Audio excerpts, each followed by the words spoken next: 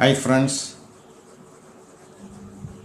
English ഉച്ചാരണത്തിലെ ഒരു ശബ്ദം ഇംഗ്ലീഷിലോ മലയാളത്തിലോ എഴുതി കാണിക്കുക അസാധ്യമാണ്. ആയതുകൊണ്ട് തന്നെ ഈ ശബ്ദം വരുന്ന വാക്കുകൾ പലരും തെറ്റായിട്ടാണ് ഉച്ചരിക്കുന്നത്. ഉദാഹരണത്തിന് have, has, am, can, camera, cancer.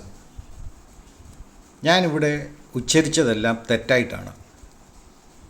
ഞാൻ ആദ്യമേ പറഞ്ഞ എഴുതി കാണിക്കാൻ പറ്റാത്തതായ ആ ശബ്ദം നമുക്കും പഠിക്കണ്ടേ? അതിന് ഉദാഹരണമായി എടുക്കുന്നത് ഇപ്പോൾ കേരളത്തിൽ വളരെ പ്രചാരത്തിലുള്ള ഈ വാക്കാണ് CABINET.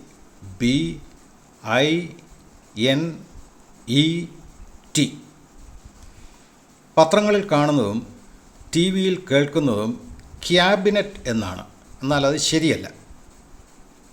3 രീതിയിൽ ഈ വാക്ക് വായിക്കുകയാണ്. ഓരോ തവണയും നിങ്ങളും കൂടെ പറയുക, നിങ്ങൾക്ക് പഠിക്കാനായിട്ടാണ്. Cabinet, cabinet, cabinet. മനസ്സിലായില്ലെങ്കിൽ ഒന്നുകൂടെ പറയാം. Cabinet, cabinet, cabinet. മൂന്നാമത് പറഞ്ഞ ആ എന്ന ശബ്ദമാണ് നമുക്ക് വേണ്ടത്. പറഞ്ഞ് ശീലിച്ചെങ്കിൽ നമുക്ക് ആദ്യം പറഞ്ഞ വാക്കുകൾ വീണ്ടും പറയാം.